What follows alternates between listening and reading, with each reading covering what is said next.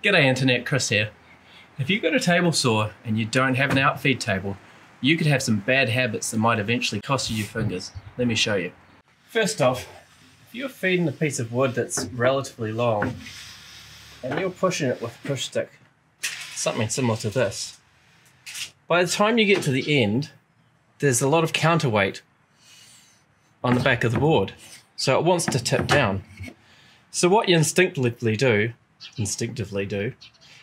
is you try and push down on your push stick here to counter that weight. Now when you get to about here, if something happens and you slip, your hand is going to push right down onto the blade, and that's going to make one hell of a mess. Another bad habit is after you've made your cut, reaching across to grab your piece of wood before it falls off the edge. There's two problems here. First off is reaching across the blade. You could catch your knuckles on the top of the blade and you'd instantly lose a few fingers, or when you're pulling the wood back, you could drag it back across the blade. Both of those are bad news and avoidable if you have an outfeed table. Those are two bad habits that I personally had, and luckily I've still got all my fingers. But I need to break that habit, and to do so I need an outfeed table. So in this video I'm going to show you how I built this outfeed table that folds away nicely, allows me to still shut my garage door.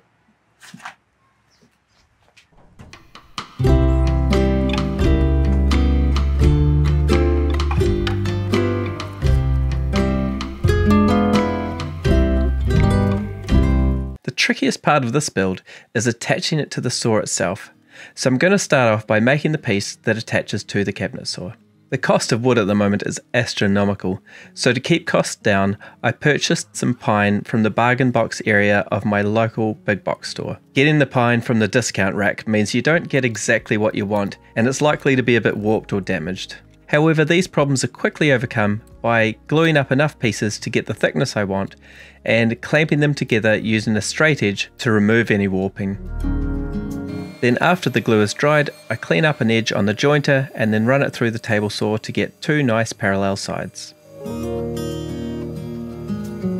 So a lot of outfeed tables that clip on to the table saw that I've seen, they usually utilize a piece of wood that slips over the top of this rail here and is pretty much flush with your bed.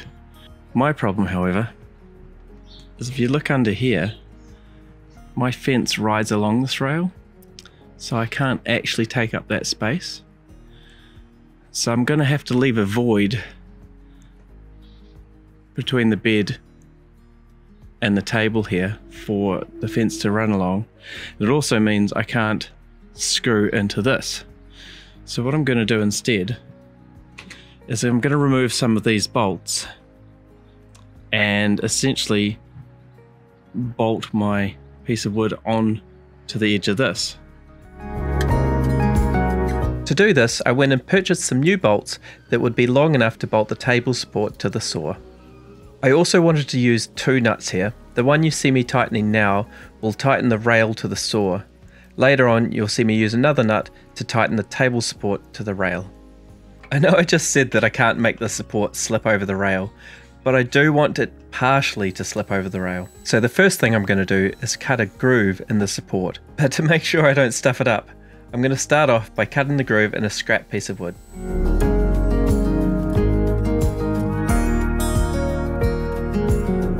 Then when I'm happy with the fit, I can cut the same groove into the support. The key thing to keep in mind here is that you want the support to be flush with the table saw bed.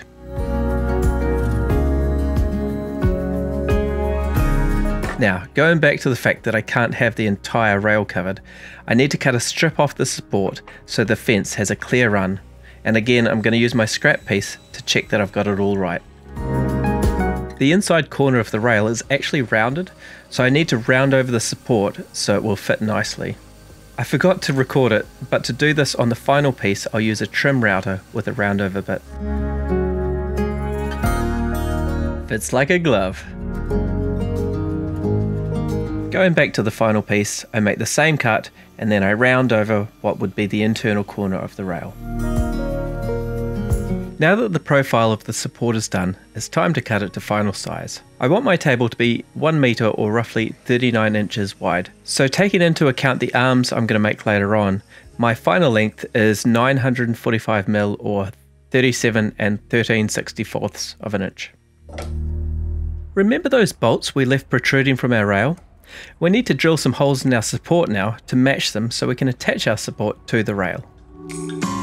When accuracy really matters, I like to use brad point bits to ensure that I drill my holes in the right place.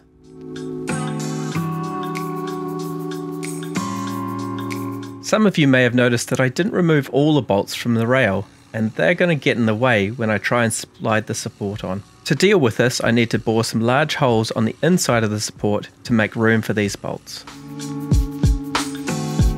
You may also remember that we've already put a nut and washers on our large bolts that will go through the supports, so we need to enlarge our hole just at the beginning to fit them. And finally, our large bolts don't actually come out the other side of the support. If they did, they'd get in the way of the folding table. So we need to enlarge the holes at the other end too, so we have room to attach the nuts and washers. Before attaching the table support, I give a quick round over to the leading edge so wood doesn't get caught on it as it's fed over. Now finally, it's time to attach the support to the rail, sliding it onto our bolts and securing it with a washer and nut.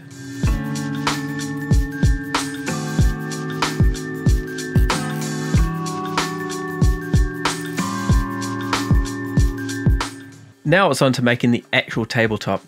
I've chosen to use MDF here as it's flat and stable.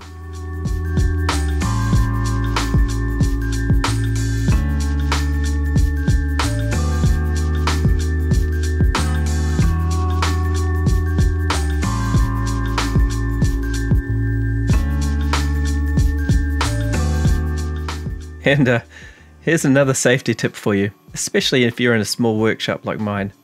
Always check you have clearance before cutting anything large on your saw.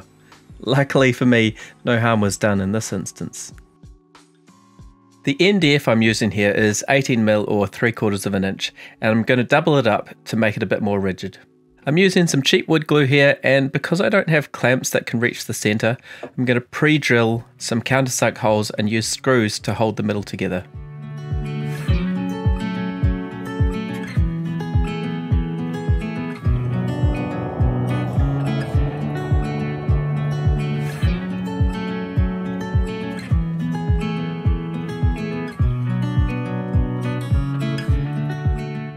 I'm going to laminate the tabletop with Formica. I was really lucky to get this piece for peanuts from a local kitchen manufacturer, as I couldn't find any in my local hardware stores. I measure up my piece to cut, making sure to over measure as I'll trim the Formica to size with a flush trim bit later on. I then had a go at cutting it with some tin snips, and it seemed to work pretty well until I got a bit further into the cut and it started to split the Formica sideways, which is not a good thing. So next up I tried using a circular saw, and that did a much better job.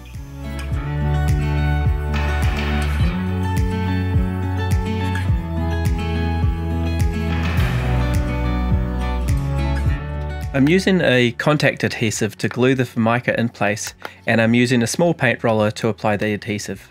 But a quick warning here, if you have any dry paint left over in your roller tray, the solvents and the glue will likely loosen it and you'll start to get paint bits in your adhesive. This doesn't seem to have caused me any issues, but it did freak me out at the time. When applying the adhesive, you want to make sure you have a nice, regular layer that isn't too thick or thin. You don't want any voids or globs if you can help it. Also, try to avoid going over the same area multiple times with the roller.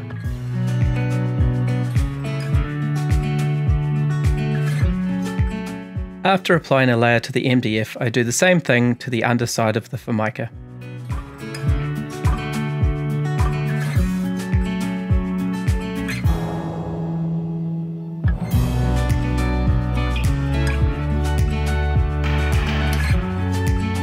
With both surfaces coated, I leave them for about 20 minutes to dry off.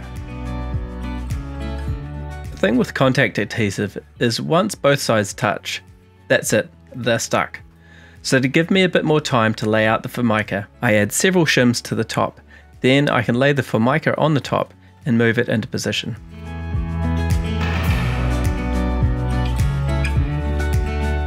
When I'm happy with the position of the formica, I can start to remove the shims one at a time, starting with the middle and using a roller to ensure a nice flat connection.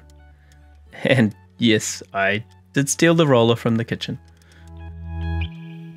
I then used a router with a flush trim bit to trim off the excess formica.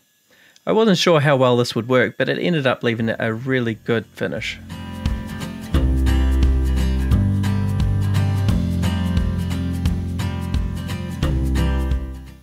Now I need to make the edges of the table that will also double as the arms. Again, I'm using cheap pine here. In this case it's 18mm or 3/4 of an inch, and I'm going to double it up because I want the arms to be strong if they're going to hold up the weight of 2 layers of MDF.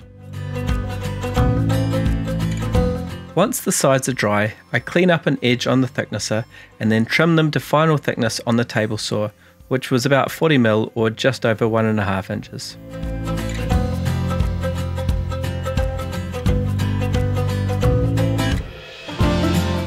I'm going to miter join the 2 back corners, so to start with I can cut a single 45-degree angle on both sides and the back.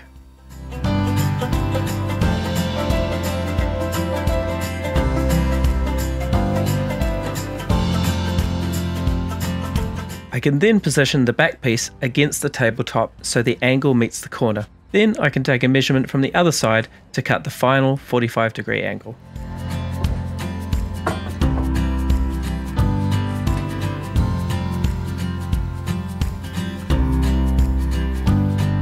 And while I'm at it, I cut the 2 arms to final length too, ensuring that I've left enough overhang to be able to slot over the top of the support we already attached to the saw.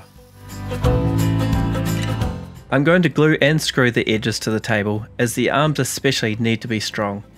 So I mark them out and pre-drill the holes on the drill press.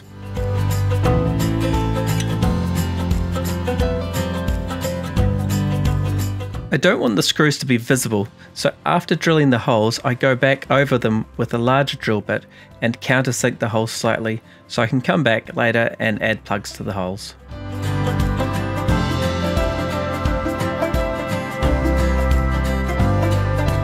Because the arms are going to pivot around one end, I need to round off the corners so they don't catch on anything, and this can be done easily on the linisher.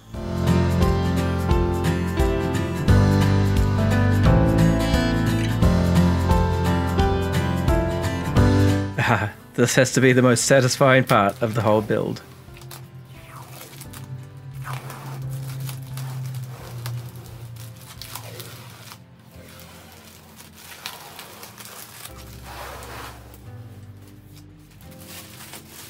Now it's time to attach the edging, and I'm gluing and screwing these on, and I'm using fairly sizable screws for extra strength.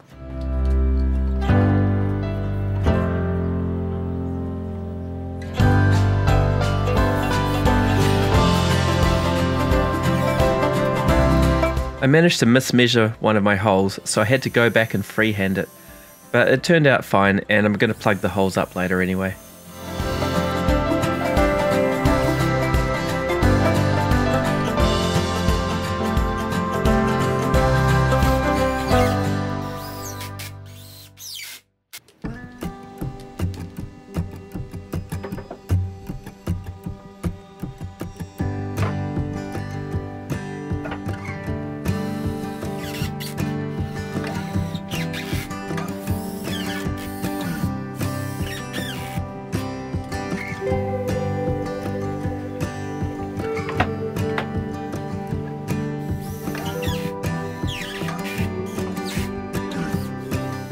Now I probably should have plugged the holes at this point, but I was too excited to attach the table to the saw that I completely forgot. I'm going to use coach screws or lag bolts as the pivot hinge, and to make sure I get everything in the right position, I place a straight edge leading from the saw bed and a spacer from the table support. I had already pre-drilled the holes in the arms of the table, so now I can drill them through into the table support bar.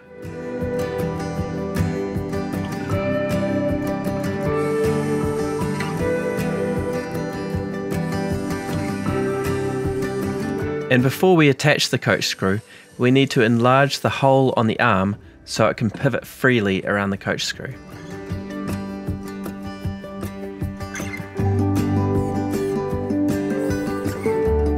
Don't over tighten your coach screws or the table won't pivot nicely.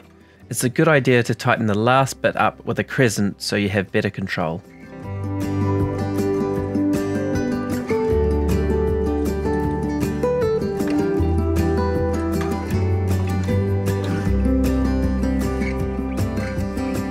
Yes, very nice, Chris. We can all see that it folds.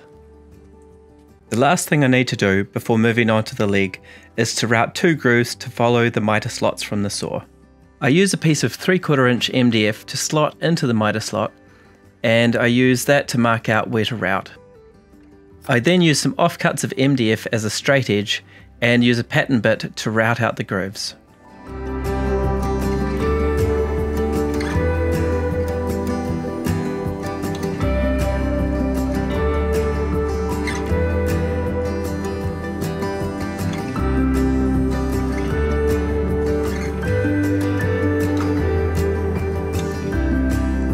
And then it's just a matter of repeating the process for the other groove.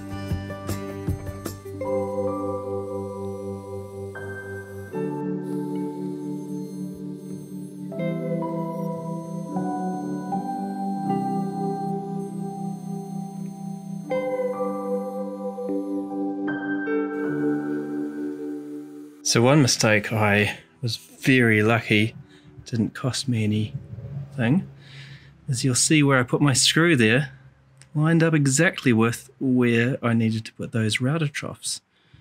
So I'm quite lucky that I didn't actually hit the screw. But for your own reference, make sure you don't put screws where you're going to route channels. Moving on to the leg, I'm going to use a single folding leg that will use 22mm or just under 1 inch dowels as pivot hinges. First off, I cut 3 small blocks that will be attached directly to the table, and these will be the first pivot point to take the first half of the leg. I then need to drill a hole the same size as the dowel in the exact centre of all 3, drilling a pilot hole first before moving on to a Forstner bit.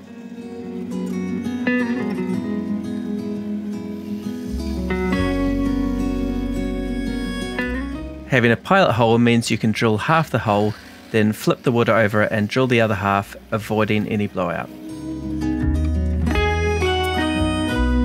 The next section of the leg is going to be 2 identical lengths of wood.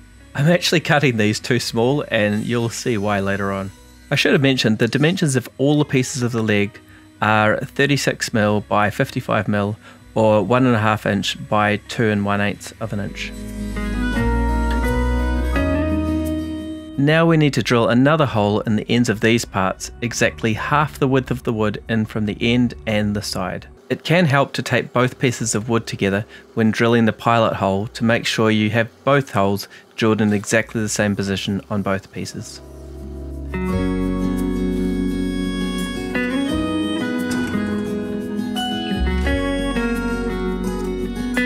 Now to do a test fit of what we've made so far, and hopefully this gives a better picture of what's going on.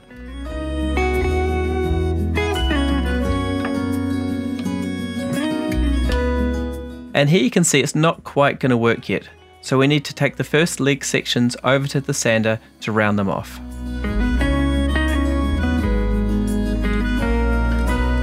Now you can see they pivot nicely around the dowel.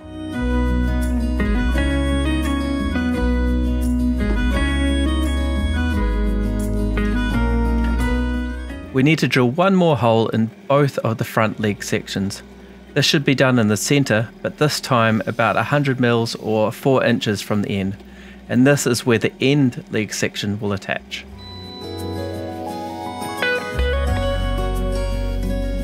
Speaking of the end section, I completely forgot to film it, but rest assured it's exactly the same as the first ones, but left longer as we will cut it down to size later on. And here you can see how it attaches to the first sections of the leg. Now we need to create a plate that will help us attach the leg to the table. I've used a bit of ply here and I've cut it a little longer than the base of the foot, so I have room to screw it into the table. I can then position it over the top of the foot of the leg and screw it together.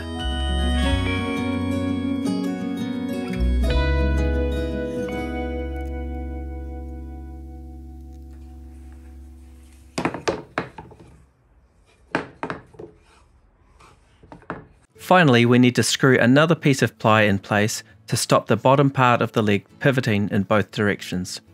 This will essentially allow the leg to lock in place when it's extended. Now we're ready to attach the leg to the table, and here's where having another set of hands would have been handy. Anyway, I positioned it in the center of the table and screwed it in place.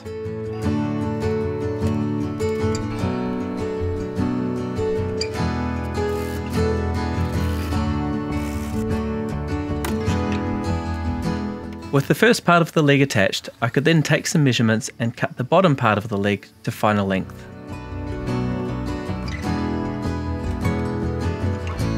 I could then attach the bottom part of the leg with a piece of dowel and then trim the dowel off with a Japanese pull saw.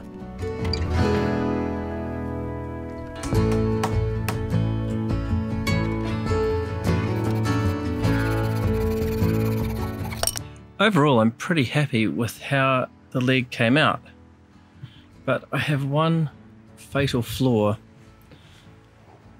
This part of the arm should be considerably longer, and I'll show you why.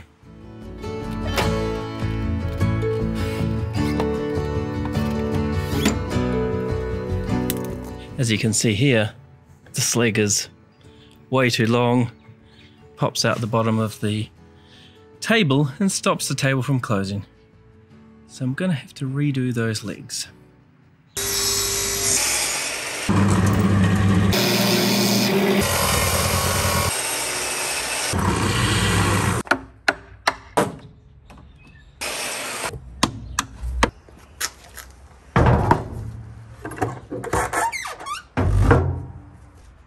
Much better.